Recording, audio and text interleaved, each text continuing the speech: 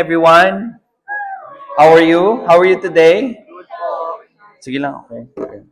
Thank you, Kuya Bo. Now today, again, as I've mentioned last Saturday, we're gonna have a role playing. Okay, role playing of best decisions. Why? Because we are in the series wherein we want to master evangelism, how to share the word of God, right? Most especially the gospel to the lost, to the unbelievers. Now, we want to have a uniform materials wherein you can use it anywhere you go. You can grab, you can, no, not grab, but you can just save it in your phone. This one has Tagalog or English. Okay? And as I mentioned also last Saturday, the only thing that you will add is your intro, your spill during your intro. Introduce yourself. How old are you? Maybe where you come from. I'm from. Let's say for example, I came from UAE. Wow, UAE, local. No, you just mentioned it. I'm one of the young people in FCC. The name is Counterflow, and today is we're gonna have a. I mean, we'll be having an evangelism, or maybe you don't need to mention that. I just want to have a 5 minutes or 10 minutes time with you if you are available. I just want to share something, okay? And that's it. If the person say no, I'm not interested, then move forward. But let's say, for example, if that person, okay, I mean, only 5 or 10 minutes, fire. Then you share this one. You start with this one. That's the only spiel that you're going to add. I'm very strict on this one, your introduction. Okay? The person needs to know who you are, what's your name, and then your purpose. You want to share something? Yes. 5 to 10 minutes. Then let's go. Okay? And then you start from this one. Let's say, for example, what is the best decision you've made in your life? And you just wait, maybe 5 or 3 minutes. He will say something. If he or she didn't say anything, then you proceed to the next one. I don't know if you decided already, but there are different kinds of decisions. Next slide, please. There you go. We made different kinds of decisions every day. Do you believe or do you agree? Yes. There you go. And first is we have decision like simple or trivial, where to eat, what to wear. And there are decisions that's significant. What is that? What career or course should I pursue?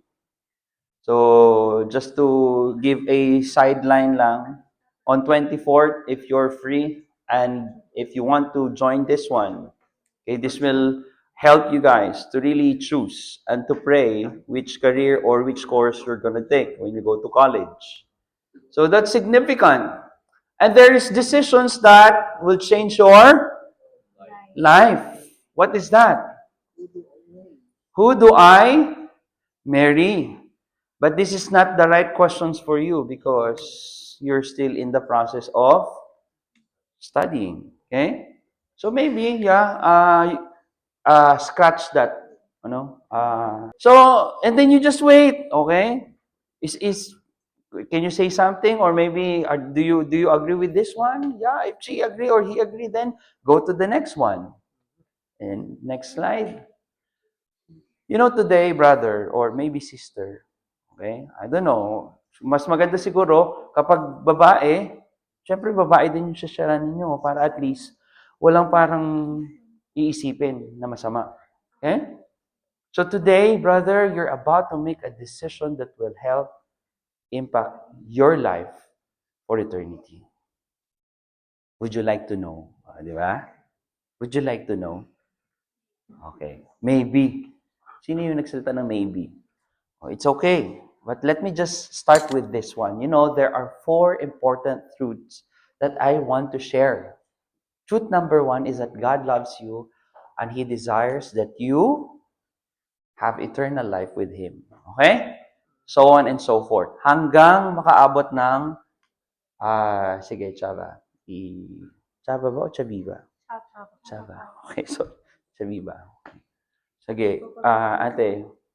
Yan lang, babasahin nyo lang. Wala kayong extra, spill. Sige, go. Ate, go. You just read it. Okay? Of course, huwag nyo namang mabilisin. Just take time. O, yung right formula sa salvation? Okay, we're clear on this one, ha? Okay, faith in Jesus, nothing from us. You're saved. Okay? Okay? Okay? There you go. Sige, hanggang makaabot doon sa...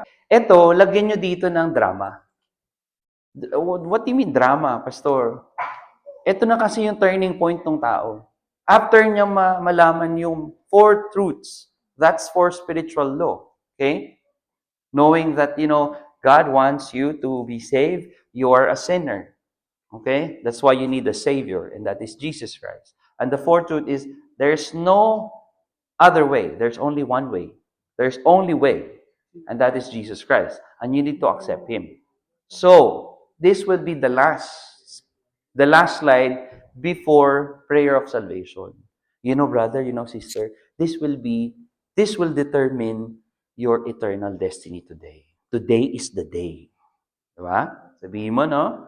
Perhaps, maybe you have entrusted Brother CJ, o kunyari, CJ, diba? For many things. But today, God is asking you, you can change that. He or maybe God is asking you to trust Him alone so that He can save you. And He is offering you a forgiveness and eternal life. And He wants you to have personal relationship with you. The question is, the $1 million question is, huwag mo na sabihin, dito lang yan ha. The question is, are you willing, Brother CJ, to make a decision to trust and follow Jesus as your Lord and Savior? I do. Oh, wow, I do. Wow. There you go. Then, you lead him or her to the prayer. Mas maganda siguro you let him or her lead the prayer before kayong mag-pray together. And then right after that, ate, next, of course, after niyang ma-accept si Lord, ano yung mga nagbago? During the time that he or she accepted the Lord Jesus Christ, sabi dito, if you have trusted Jesus Christ, then the following things happen to you. Biruin mo yun, after ng salvation, after niyang ma-accept si Jesus, meron na agad binago si Lord. So that one is you have eternal life and it begins today. All of your sins are paid for and forgiven. The past, present, and the future. That's why you don't have any license na para magstay do sa kasalanan. Kasi you know already that, God forgave all your sin. Okay? So, hindi ka na babalik doon. And then, you're a new person. And, sino yun? Okay. You became a child of God. Okay? So, yun lang yun. Tatawa ka. And then, ito, very important to. Tell him or her that, we have birthday here on earth. But you know what? Today, since you accepted the Lord Jesus in your heart, in your life, this is your spiritual birthday. Okay? So, sabihin mo sa kanya, today, this is your birthday. Happy birthday. Sino sabi happy birthday? So, yun. Sabihin mo lang, today is your spiritual birthday. Happy birthday. O nga, nandiyan nga pala, no? Script nga, no? So, the next is, eto na yung pinaka-importante. Since you have a very personal and permanent relationship with the Lord Jesus Christ, in order for you to grow, brother or sister, in relationship with Him, first, you need to pray every day. So, turuan mo lang siya. How to pray. Hindi yung usual na prayer. You know the usual prayer that, that was taught in school? Diba? Our Father. That's not the prayer. Okay? That's a pattern. Do you know that? That's a pattern. It means that first, you adore, you worship God. After you adore and worship God, you confess any sin, unintentional or intentional. Because the Word of God said that if you ask for forgiveness, for confession, the God is faithful and just to forgive you. Okay, and then after you confess, you thank the Lord. Lord, thank you for another day. Thank you for another life. And then supplication, the things that you need. Lord, we need this, we need that. We pray, Lord, in the name of Jesus, you will answer this one. Understand? Of course, you need to read the Bible. Then you ask the person, do you need Bible? That's why when we go, much better if we bring Bible. Meron tayo mga Bible dyan sa taas. Tagalog. Okay? Since we're going to share naman sa mga kabayan, better na Tagalog ang bigay natin. Okay? And then after that, this is the opportunity for you to invite them to join Counterflow. Okay? So if you're free every Saturday, we have Counterflow service for young people. Every Saturday, what time? 10:15 to 12. Oh, here at TEC. And then, share the booklet. If you want to share this one, you can transfer it via WhatsApp. And then maybe you can ask the number. Siguro naman, hindi man awkward. Lalaki naman sa lalaki, babae sa babae. Okay ba yun? So, kasi the following day, you can send prayer requests or maybe a verse. You can ask him or her, how may I pray for you? That's how you build rapport. That's how you build relationship. Pray, care, and then you share. Okay? Hospital, sa mall, sa bus, sa park. Okay? Mainit na ngayon ha, mainit na ngayon. So pili kayo ng park na may indoor ba? Okay, listen guys. Maganda by twos. So yung isa mag-introduce, yung isa mag-share. Listen first. Di ba? Ilang members per small group? 3 or 4. Okay, so one can introduce the one who will share, and then appoint somebody who will share the best decision gospel track. Okay? So the only spill that you're going to make is your intro. Okay? The rest, dito tayo sa may gospel track.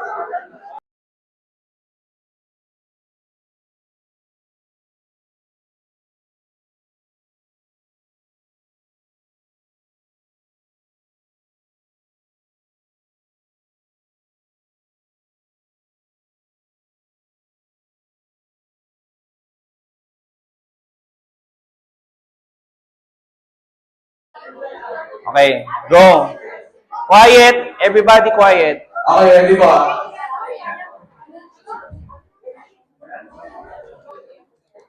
So, ano po yung sakit po natin? Ah, tuberculosis po. Tuberculosis. Bawal yan dito. Ha? Kasi po mo kasi yan. Naglalaro ka ba ng kawalan? Evan po, Evan. Straight back na natin. Ay, tuberculosis. Di ba sa... Ay, sa doktor. Ikaw ka na lang naman eh. Hindi ko alam, chance hindi graduate ko. Sa doktor. Hindi ba ito? Tayo ba kung tayo kasi natin? Tayo maayos. Ilang minute po per... Dito sa door, pag yung problema mo. Okay, Dok. 5 minutes man. Kaya naman. Okay lang, tawagan natin ikaw na yung first. Sino kayo? Ano? Kasi ko lang yung mag-iba. Mag-iba tayo dito sa hospital? Paolo, hospital.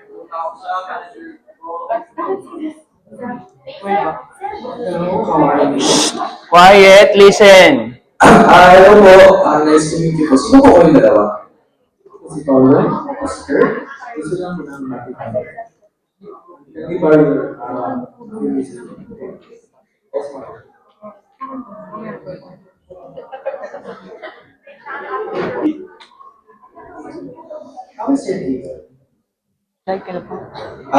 naman po. May sakit lang po. Masakit po ito yung bibig ko. May utang daw ako 2 million pesos. First life pala. Yes po.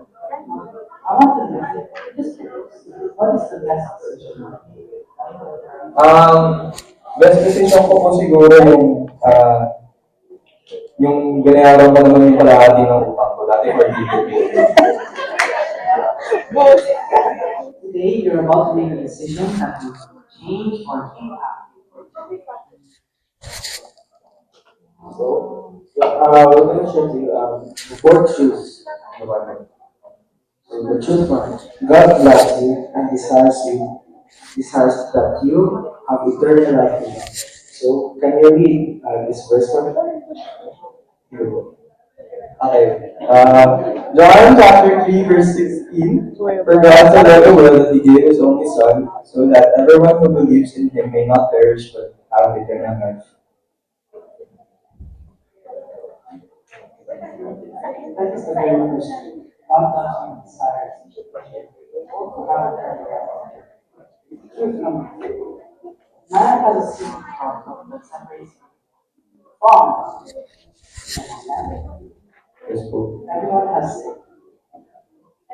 Read Romans chapter 3, verse 20. So, Romans chapter 3, verse 20. Assume na lang po may nasarili akong copy. Since all have sinned and fallen short of the glory of God. Penalty of all sin is death. For the wages of sin is death. But the gift of eternal life is from Christ Jesus our Lord. The Bible talks about different kinds of death. There are physical death, and just as Revelation 21, verse 8. But as for the cowardly and faithless, and polluted by murderers and fornicators, and sorcerers and idolaters, and all liars, their place will be Sorry in na. flame and burns with fire and sulfur, which is second death. Sin separates us from God. Whatever we do, or good deeds, morals that we have, religion, whatever the sin is just too big for us to like get back on track. But there's only one solution, and that's Jesus Christ, Son of God. Jesus Christ. Jesus Christ is God's only way to eternal life. Why? He is the only way. From John chapter 14, verse 3, Jesus says, I am the way, the truth, and the life. No one comes to the Father except through me. He completely paid the penalty of your sins and all of our sins. You read First Peter chapter 3. 1 Peter chapter 3, verse 18. For Christ also suffered for sins once for all, the righteous for the unrighteous, in order to bring you to God.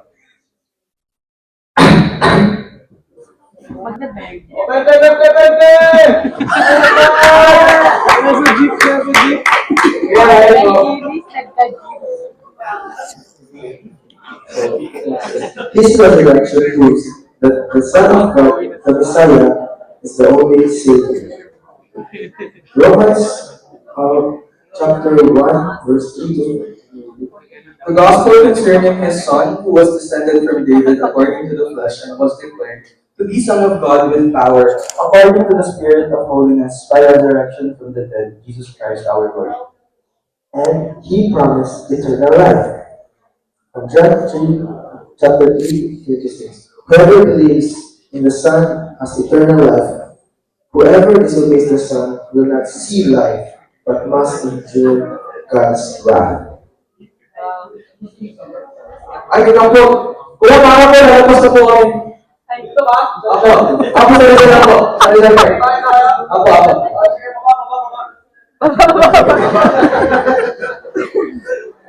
Sige, saan po tayo? Sa bench na lang po sa park. Ginamit nila yung apat na location. Dami yung location ah. Nasa park na po kami. Nakalipat na po kami. Sige, tuloy po tayo sa truth number 4. We must place our faith in Jesus Christ to save us. We are saved by God's grace through faith in Jesus Christ. For by grace you have been saved through faith. And this is not your own doing. It is the gift of God, not the result of works, so that no one may boast.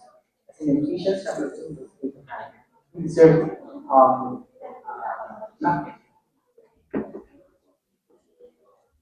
We deserve nothing. God gave us one only Son. That's I mean, it's... Okay. So, we're gonna give you Ano yun? a formula. Based on Ephesians Hindi, aso yun. 2, chapter Ba yun 2, yung verse 8 to 9. Yung walking dog. Salvation Ano ba? can be depressed. Yung papana ng dog. First one Mga is nag... faith in Jesus plus good works equals salvation. I don't know. Or faith in Jesus plus not. Ephesians chapter 3. Ang sagot ko po is, I think, tama po ba, faith in Jesus plus nothing from us equals salvation? Kasi po, nalaman ko po based sa truths nga na wala po tayong, hindi natin deserve na si Jesus Christ lang po ang nagbibigay talaga ng salvation sa atin. So, wala po yung credit sa atin, wala yung credit sa atin. Anong ginagawa niya? Tama po ba? Good works are not meant not means to salvation. Rather, they are the evidence of yours. We show our faith in Jesus Christ by accepting His gift of eternal life, turning away from our sins, and surrendering to Him.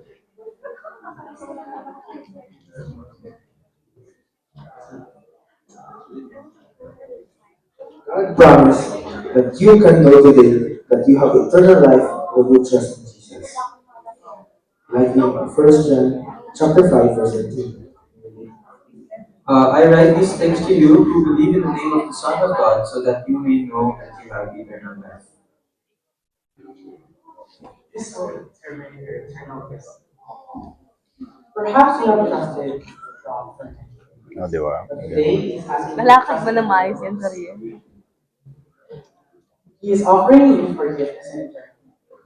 He wants to have a personal relationship with you. Maghaharap. Are you willing to make the decision to trust and follow Jesus as your Lord and Savior? Yes po. Saan ka pala? Yes, po. I want you to pray this. Okay.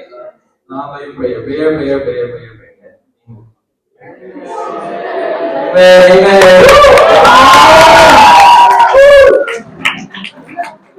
Today is your spiritual birthday. Thank you po.